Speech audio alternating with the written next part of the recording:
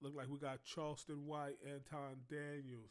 I am not dead. They ain't shoot nobody in Chicago. Let's listen to what these two black men got to say. The cow. Yeah. We back rocking together, man. They ain't think we was gonna do it again. Nah, they didn't. Nah, they did. Cause most people don't know how to work past nothing. You know what I'm saying? So Yeah. uh, We yeah, got so much to cover, bro. we got a lot to cover. Yeah. Whole lot to cover. Well, first let's start here. So first they say that you shot in Chicago. That's the current news. That's trending literally as you walk into the doors On that Twitter, you shot in Chicago. So Aiden Ross manager called. Lil Yachty just text. My publicist.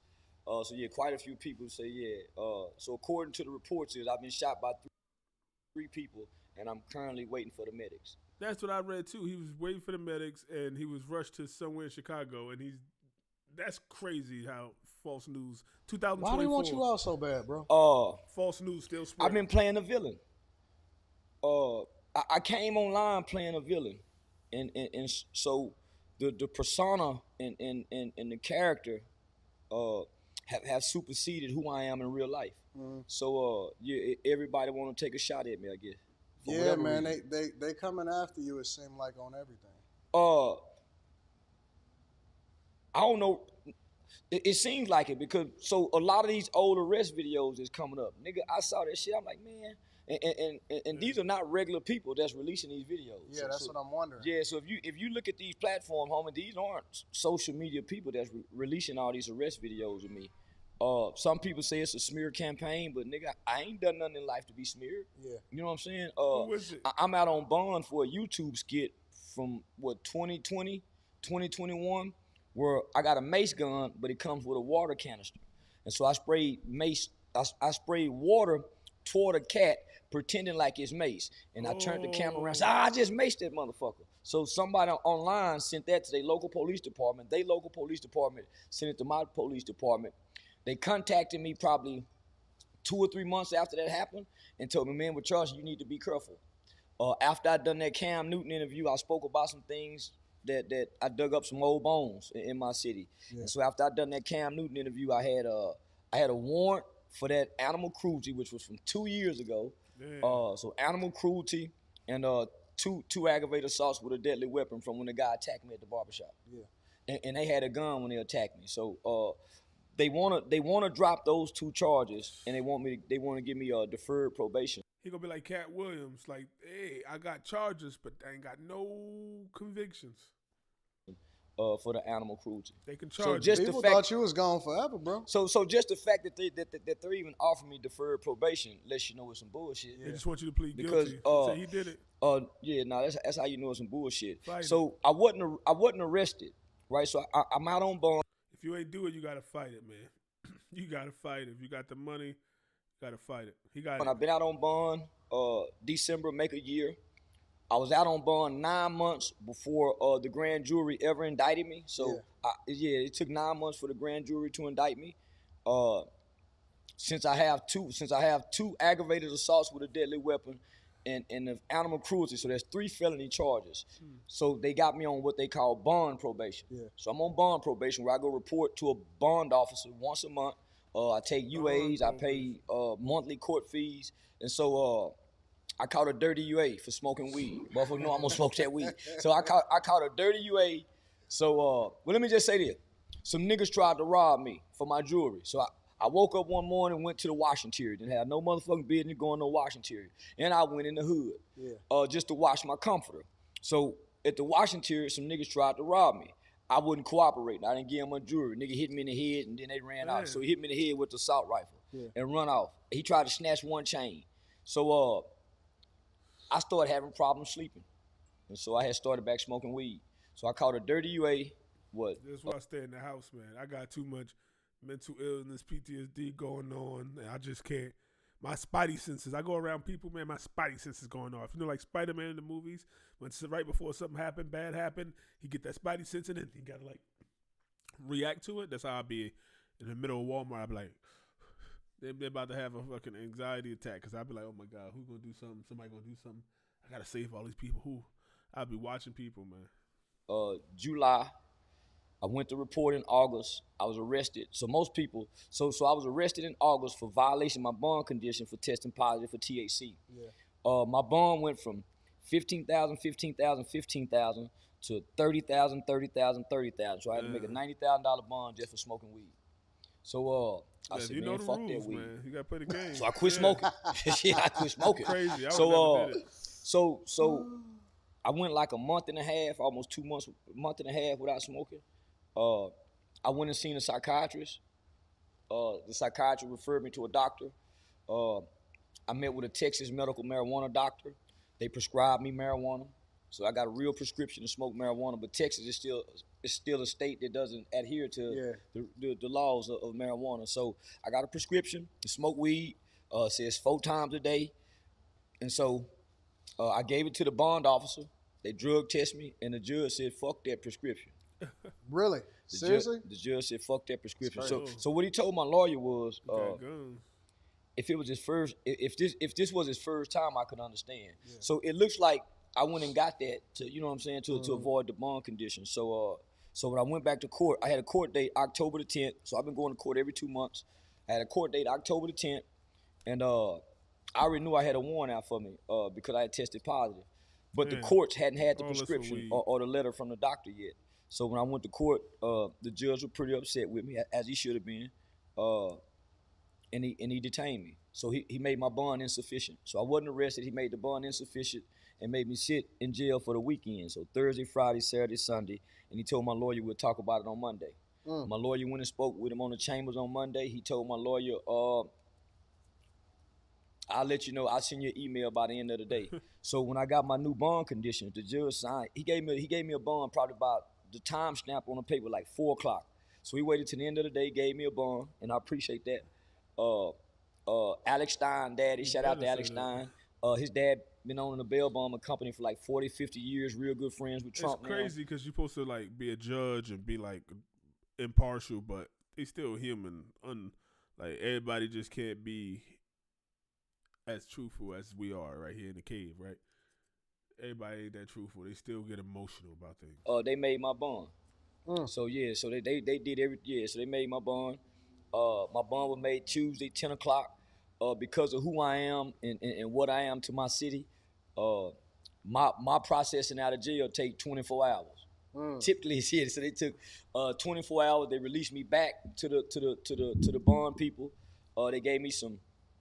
They didn't really give me any more bond conditions, but the judge specifically put in writing that I have to adhere to federal laws. Yeah. So federal law discredits marijuana law. So yeah, homie, they thought I was gonna be in jail, and it was a no bond. So people say, oh, he ain't got no money to bond that. Nigga, it's a no bond.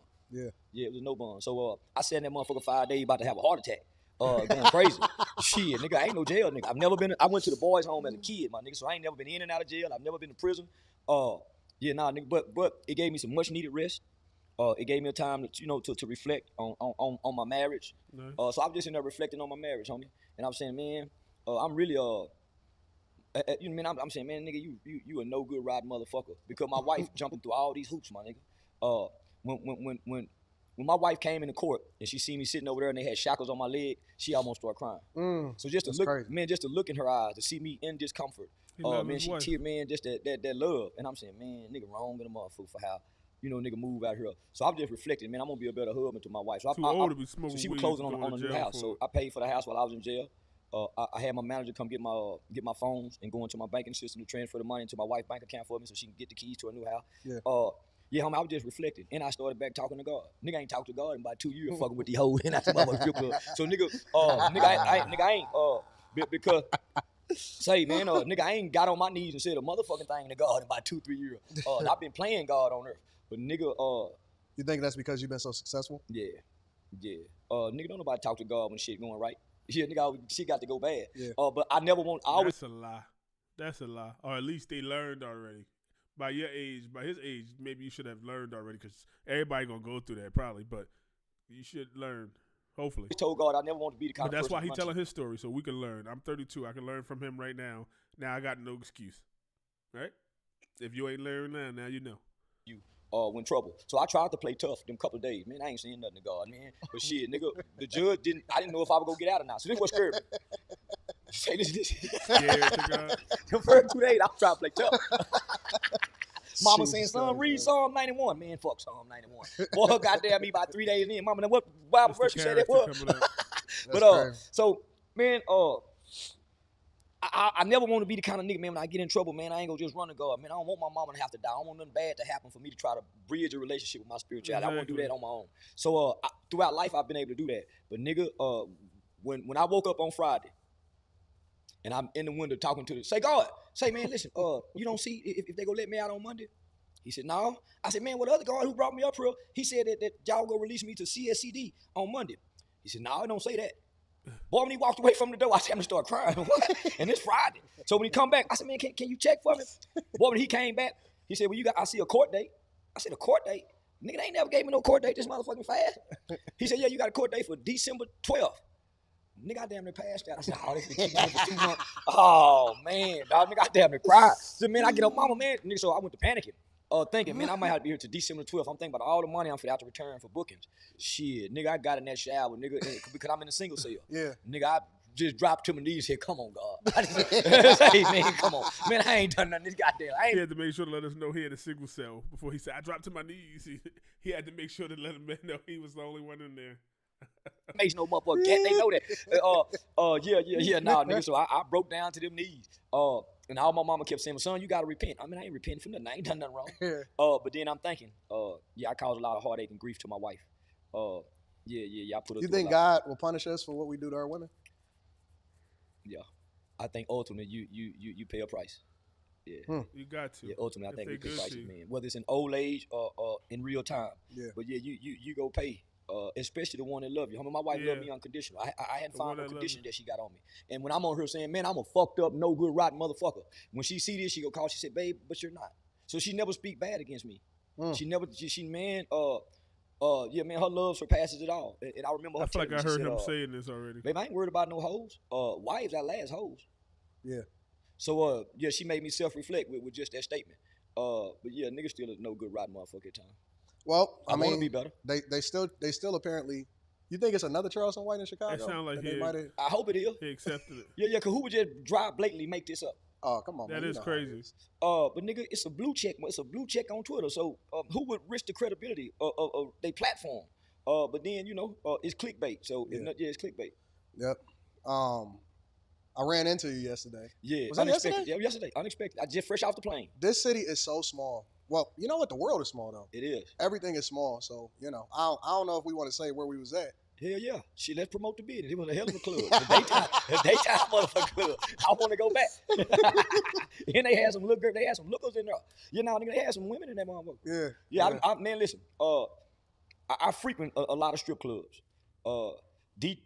Between Detroit, Vegas, Arizona, Tampa, Miami, Atlanta, shit, nigga, Playhouse in Miami, 24 karat gold in Miami, Ace of Spades in Detroit, and I can't think of the one in Tampa. But shit, nigga, ain't nothing like these. And then the one I just went to yesterday, Patreon. That motherfucker. Oh, the Pantheon. The Pantheon. Yeah, nigga, they had everything in there was 8, 9s, and dimes. Yeah, they was. Yeah, they really was. Yeah, that's crazy. So we ran into each other. Yeah. But see, my thing is, I don't know why people want me to beef with you so bad. You know what I'm saying? Yeah. Like, because regardless, people could say it's almost like a brotherhood to where like, yeah, we can go back and forth, but you can't. But they can't say nothing. You know what I'm saying? So it's a little bit different. And but as soon as we seen each other, it was like, what, nigga? Me and Lowe. I said, nigga, that's Antoine. Nigga, jump right back, nigga. Like ain't nothing happened. Yep. Yeah, kissed him on his bald head and everything. He did. Straight up. Yeah, nigga. Because it wasn't. We didn't speak venom toward each other. Yeah. Judge Joe Brown taught me something. He said, man, men gonna have disagreements, but they don't fall out. Yeah. Men have disagreements, but they don't fall out. That is true. So little boys fall out over disagreements, especially if it ain't no bloodshed. It ain't. So yeah. So he taught me that just going forward. So yeah. And then we spent a bunch of money. A bunch of money. Non-stop. Yeah, left there and went to non-motherfucking. You know what's so funny? So that's crazy. I leave because you left before me. Yeah. I leave and then I get a phone call from some girls that said Ace. And they like, I didn't even answer it, but then they sent me some text messages and they like, hey, Tom, why you ain't here? Charleston is here. Yeah. Soon as you leave, I didn't even know you was going right there. Yeah. That's one of my favorite spots in Detroit. Ace of Spades. Ace of Spades. You know, because they kind of getting text messages from strippers. You better get some DMs, boy. roll out the red carpet for me. Yeah, they do. Yeah, they roll out the red carpet for me. So yeah, I go have fun. It's safe. The security real tight. They go make sure niggas to have fun. And then them dancers, you know My one of the girls that hit me up, she is a girl that used to hang around here a little bit. Oh yeah. Yeah. You probably ain't even recognize Probably her. not. The one we used to sit right here. Yeah. Oh, okay. Yeah, she hit me up. I ain't answer because I was busy at the time, but Yeah. you know, it is what it is. Let me pivot for a second. I want to get your thoughts on politics, everything that's happening with this election. I want to start with Obama. So Obama, you know, he went out and he was kind of holding black men accountable. He made a little speech to where he was holding black men accountable for not en masse as much as they would expect him to support Kamala Harris in this upcoming election. And he was kind of saying for that the Democrat, you ain't black. Anticipating that it's possibly because we misogynistic. We are, but that has nothing to do with our voting. We don't vote based on those that ideology. Yeah. Most black men don't vote no way. So why would he put an emphasis strictly on black men not voting for Kamala when black men didn't vote for him? Yeah. Black men didn't vote for him. You don't think so? It was mostly white women and black women. That's why it was mostly black women, white women, and gays. Yeah. Put him in office. The black male population in America have always, after the civil rights movement, have always had a low voter turnout. Let me know For one, niggas ain't finna go do the voter registration card if they don't make you do it. The average, so in this group of black men today, I did mine the other day. Isn't politically involved. So you don't hear. Nah, it has nothing to do with that. We just uninterested. It's a lot of women that's now saying that, you know, if she loses this election, it's because of us. It's our fault. Well, it's not. These must be uneducated people. Why are they trying to get us to believe that we actually selects the president? The Electoral College does. Yeah, that's true. Now they can vote based on popular vote, right? Yeah. But they don't. Because if that's the case, then Hillary would have won. That's true. If that's the case, then Hillary Clinton. I think she won a popular vote. She won the popular vote. Yeah. So if that's the case, then Hillary Clinton would have been president. So why are they trying to trick us into believing that there's power in the presidential election just by black men voting? Yeah. And then let me just say this: Kamala Harris locked up a lot of black men for nonviolent crimes in California as Attorney General. So they want people to forget that. Yeah.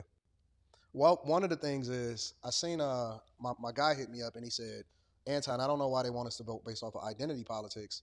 Because first, I would vote as a man. You know, I would align more with a man than a woman. And then he also said, but if I was doing it based off of how black I am, she married a white man. She married a white man, and she got an Indian mother.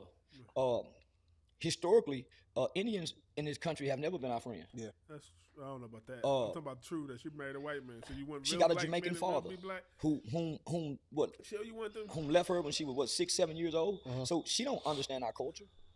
She was raised with her Indian culture. So most black people want to know who your mama is. And we identify, okay, who your mama? They go and say, well, she got a black daddy. Now, who your mama? That's your mind come from your mama. Yeah. No matter how black your daddy is. But I'm a male chauvinist. I don't believe no woman should be running shit. Show ass there and do something, man. You can't run nothing, and you want to dictate to our military. You want to be the commander in chief of our military. So what about when you go abroad and all these Arab countries don't want to have nothing to do with America because we got a woman at steering the ship? That's what's gonna happen. Yeah. But they still. So I'm going with the man. I don't care how racist he is. I would put a Klan member in. I would put a racist known Klan member in before I vote for a black woman, a white woman, or a Hispanic woman. I don't care how loving and kind she is. I'm going with the man. I'm going with the man. Mexico just put in their first female president. Yep. She just got sworn in like a couple weeks ago. What you think about that? She might get rid of the cartel. Mexico finna go to shit. I'm sorry. Mexico finna go to shit. They also had the cartel. I don't trust the woman's emotions. Because she's ruled by that. Yeah. She's governed by her emotions. We're governed by our logic and our reasoning. And it's hard to reason with emotions. Yeah. That's why when you argue, you gotta let the feeling go. It's hard to reason with emotions. So I'm almost afraid that Kamala is gonna win. That's my biggest fear right now in this election. That man, she finna win because they pushing this narrative so hard forward too. They after Obama said what he said, she went on her website and she posted these 5 initiatives supposedly with black men in mind, but it says for black men and others. A few of them are 1 million loans, up to $20,000 forgivable, decriminalization of marijuana on a federal level, which is interesting to me because it's like, why would you do that with a black guy in mind? Come on now. And then the rest of them was pretty much the same thing as she already had been saying, but she just put, specifically that this is what black men in mind, as far as like, the housing and all of that other type of stuff. But for the most part, those were the main two that I think that a lot of people were upset about. Socialism. What do you think about that? She's pushing socialism off on black people. Yep. That's exactly what she's doing. She's pushing socialism. She think we can be bought. And I'm telling Donald Trump, if you give all young black men a lifetime supply of Michael Jordan tennis shoes, they too will vote for you. you ain't, man, listen, just, man, they don't think we're dumb. They know we are when it comes to this political game, homie, black men. Yeah. $1 million in loans starting from 20,000. Why not just give us reparations? It's not that it's about being stupid. It's about not having the time. The average person, minority, or person in the hood, the person in what they say in the 500 or less credit score area is working. They robbing Peter to pay Paul. They don't got time to look on TV and see which one's telling the truth. They just gonna vote for whichever one they see. And unfortunately, the Democrats like, I'll give you this, I'll give you this. They create a welfare society to where you're like, okay, well, they giving me something, so. And the Republicans sound like they're trying to take everything. When really it might be, hey, no, let us make the country so you can fend for yourself, so you can capture the American dream.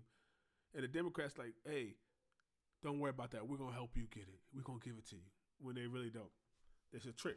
Well, they asked her about that recently at a town hall, and she said she would study it, quote unquote, study it. What's there to study? We know this group of people have been done wrong.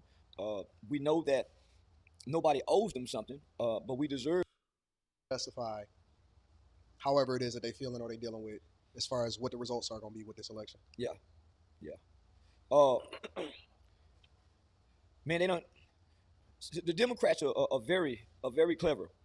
So people like to say that the party switched. Southern strategy, the Nixon shit, right? So they like to say the party switched. They really didn't switch. Now, some went and joined over, but the Democrats just became more clever in their approach and their presentation to pull us in for votes. Yeah. It's always been, we're going to give you something. We're going to give you something. We're going to give you something. Exactly what I'm saying. Dr. King didn't align with either party, but he spent more time with the Republicans because at that time, the Republicans was 100% responsible for the legislation, the writing of the Civil Rights Act, right? So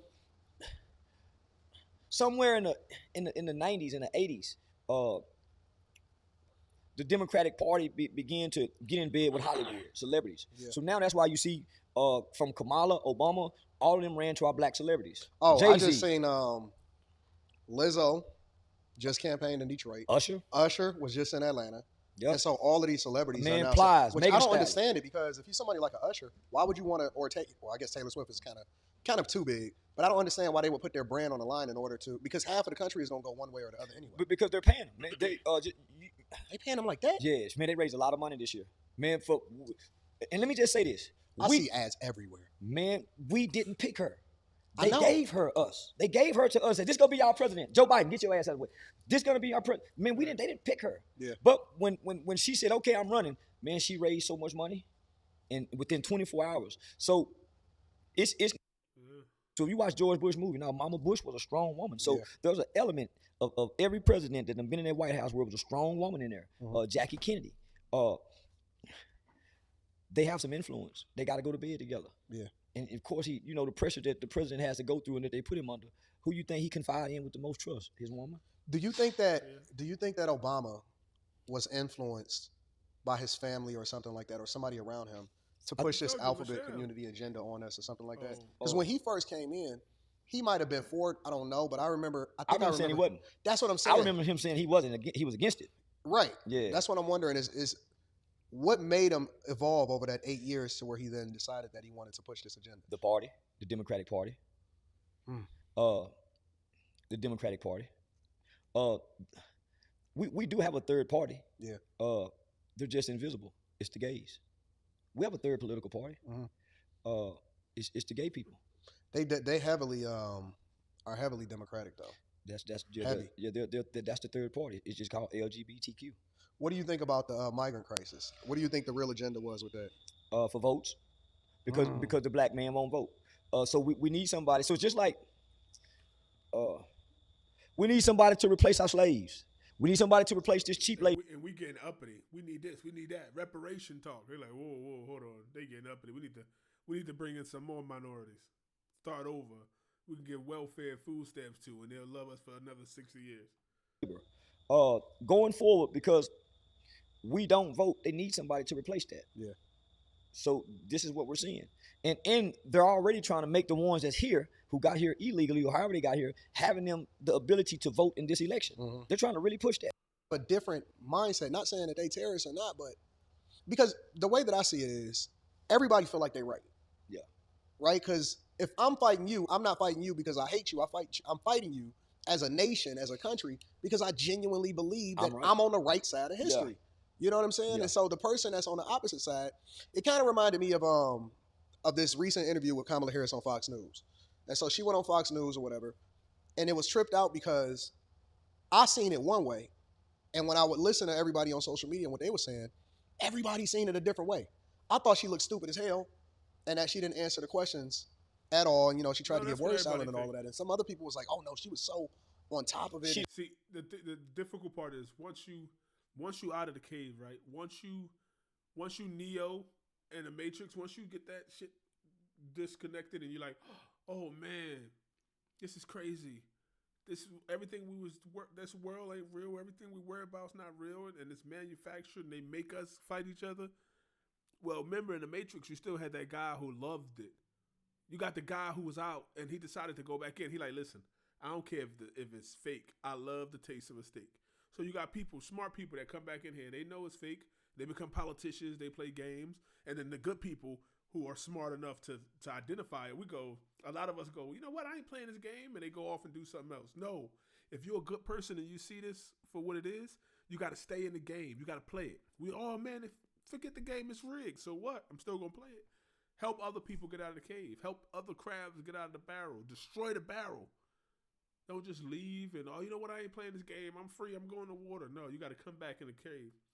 And you can't tell the other crabs, and then when you go back to the barrel, you can't tell the other crabs they crazy. You just got to realize, listen, they don't understand what's out on the outside of this barrel.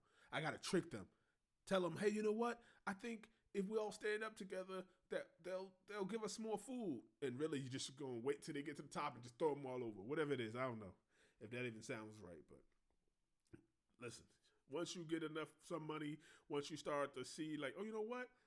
Once you have a savings and you're not worried about $1,000 emergency and you have the chance to reflect and see the world for what it is, and you're like, oh, man. That's why half the people that want to start a YouTube video and got something to say, and you see all these videos, I'm leaving my 9 to 5, I'm doing this.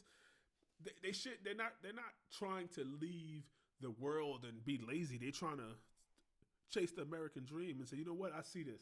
I'm working for somebody else. Nothing wrong with that. But a lot of people don't want to do that. They don't want to spend 50 years doing something and retire, and then they're 80 years old and they got 5 years to enjoy it. You don't answer direct question. That's what I'm saying. She though. did not answer but direct question. I think it just depends on what side of history that you on. If you really want Democrats to win because you just really believe in Democrats, which that's weird to me too. Because do you think the people that was following Hitler, do you think that they didn't see? I mean, you got the ones and twos that's really like believing this cold-heartedly. But most of the people that was with him, his higher-ups, the people that was next to him didn't care. They was like, I'm going to get some money out of this. I don't really care about those Jewish people, whoever we kill it. I just want some money. They knew. It's almost like we've been taught to buy into the message. Because I don't align with a party per se. I align with policy, and I align with what makes sense. Yeah. I agree with you. I'm not the type of person to vote for a woman. I'm never going to select a woman to lead me. Yeah. You know what I'm saying? So it's a little bit different with me. But So when they give us these people to run, Donald Trump is the only one who ran not with this party's platform. Correct. Right? So each party have a platform, and normally the candidate sticks to that platform. It don't go with the best interest of the American people. Correct. So the Democrats have a platform. You have a conservative platform. Well, conservative says family, God, country. Right. God, you know what I'm saying? But the Democrat says you only live once. Be whatever you want to be, who you want to be. So when you look at the website of the Democratic Party, it says that they have been the party who have been championed for civil rights since slavery. And that's the biggest lie told. And that's on their website. But it also includes the LGBTQ community. Well, you know that they now look at them because, like, for example, with the civil rights movement, it's almost like the feminist movement, right? Or civil rights then led to women, for example, regardless of what color you are, to be considered a minority. Yeah. So now a white woman is a minority because she's a woman, even if she exhibited a level of power over black people, regardless if it was black men, right? It's the same thing. Yeah. With the alphabet community, right? It's all being hijacked. And everybody the same, so we don't got to pay you reparations. They try to match. Oh, black people the same as all the gay people, so we're the same. Oh, they're the same as all the immigrants. But then you got Jewish people who are different. You got Native American people who are different. Like, oh, we ain't part of this. But black people, they try to put us all together. He said, man, I'll hit you back. I'll come back later. If everybody hurt, nobody hurt. Homie Thug is the man out there. Yeah. So I fuck with Thug and Yak Gotti and them people. So nigga, me and Yak Gotti talk on the phone probably maybe once a month when he called his mama and them. So homie, so I done a turkey giveaway with Yak Gotti's and their mother and Thug and them. So I'm dealing with Woody on a business level. Drug dealer favors turkey giveaway. But even though I'm dealing with him on a business level, my friends is catching backlash. Man, why you with that nigga Charleston when he with that nigga Woody? So what I noticed is everywhere he go, he got a bunch of niggas. Every time we doing business or doing something, homie, he got 10, 15, 20 niggas with him. Yeah. So that's what I'm like, man, nigga, I ain't that kind of nigga. I like women around me. Man, I'm gonna keep it broad with me, my nigga. I'm gonna keep it broad with me, my nigga. I'm a real player, nigga. I ain't no gangster. So even when I was in the club, yeah, you know what I'm saying? You and your lady, yeah. So I tried to get past that, but nigga, when you show up with 6 niggas, I don't trust 6 and niggas. every time I see you, you got a bunch of niggas. Nah, I'm good. So you don't think y'all can fix it? Like no. sit down and fix it. Let's get this money. It ain't nothing to fix because the money ain't stopped. There's nothing me and Let's him get more money. Well, it's no more money we can get because here's the thing. He's only good at 20 versus 2s. So the network is saying he's oversaturating himself because he done 30 20 versus 1s. Okay. You see what I mean? So the network's saying, hey, hold up. I know you're getting some money. We got a bigger bag for a network show. Yeah. You two guys is comedy gold. Let's put y'all in the house like a Flavor Love TV kind of setup. Because y'all really hit on that. Man, like so y'all was really funny on that. So they trying to get him to scale back. Them two and Shamar. So I don't really do 20 versus 1s. You know what I'm saying? So I hadn't been doing them since the fan bus. So I normally hadn't been doing them, but they offered me the kind of money that a nigga can't refuse to do it. So that what made me start back doing it. So I'm listening. Yeah. I made $85,000 off doing 20 versus 2s with that nigga. 25, 25, 25. And so what I did, I signed the contract. To say, okay, he might not, but I ain't gonna do no more 20 versus 2s. Yeah. Because I want in on the show. So I signed the contract where I don't do 20 versus 2s with nobody. So a young guy by the name of AD out of Naptown, out of Indianapolis, he booked me 5 figures. Yeah, 5 figures. He booked me $30K. Little nigga, mama gave him 50, however he got it, but nigga give me $30,000 to come do a 20 versus 1 in Naptown, in Indianapolis. Couldn't do it. So I'm saying, homie, this is becoming too redundant. They're gonna run this in the ground. Let's change the name versus 20 versus 1 and give it a new concept for you and your city. Let's call it Meet and Greet in Naptown. Yeah. That way it changes. It changes. Yeah, it's not. Yeah. And so it was something totally different. Kind of remind me of Pop the Balloon. Yeah. It's 1,000 of them. Yeah. So we did the meet and greet and added some more elements to it where we actually went out on a date with the girls afterwards and captured the behind the scenes footage, all this at the club. So kid blew his channel up, monetized in a couple of days because of that. Nice. So while I'm there, I'm saying, hey Woody, I'm gonna get you a booking up here too. Say, talk to him, little homie. Come do your meet and greet up here. And that'll put you on hold. That'll hold you off. Let's talk to this network because they got a show for us. Yeah. Everybody around him broke, so they keep pushing him to do the 20 versus 1, 20 versus 1, 20 versus 1. Because they eating off him. Everybody getting a percentage. Yep. And I'm saying, hey, nigga, listen. 20 versus 1 is Pop the Balloon. I got to set up for you. The manager them mad because they want part of the Say Cheese TV money too. She used to work for me. She used to be my publicist. But I fired her, and she was my best friend. But the bitch didn't know nothing. Yeah. So I signed the contract. Hey, I ain't doing no more 20 versus 2s. I'm committed to this. So I signed the contract. He didn't sign the contract. They wrote him out the script. Damn. So once they wrote him out the script, he been lying on me. Yeah, nigga been lying on me. So if anybody know my character, I don't participate in robberies. I damn sure ain't gonna go buy no. I don't even know where to get no Apple tracker to put it in. And Queen used to manage Shorty Low. I mean, so Queen and Nut is like, so these people is nut people. Yeah. But they fuck with me and they just standoffish. They ain't saying they ain't interacting with Woody at all. But because somebody took a picture, a nigga blew up the picture and saw my nigga in the background. And niggas from prison started saying, man, what that nigga doing with Woody? So some nigga people mad. He said, man, I'm with Charleston. Man, why Charleston fucking with Woody? Beef. Nigga, right. I made it street beef in America because most of their songs are either gay or a gangster, because gays and gangsters walk parallel together.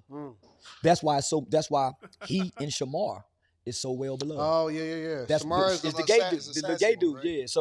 Yeah. So Woody a real gangster killer who's known for killing. He's done them with him too, right? Yeah. So and black women love listen, and black women love it.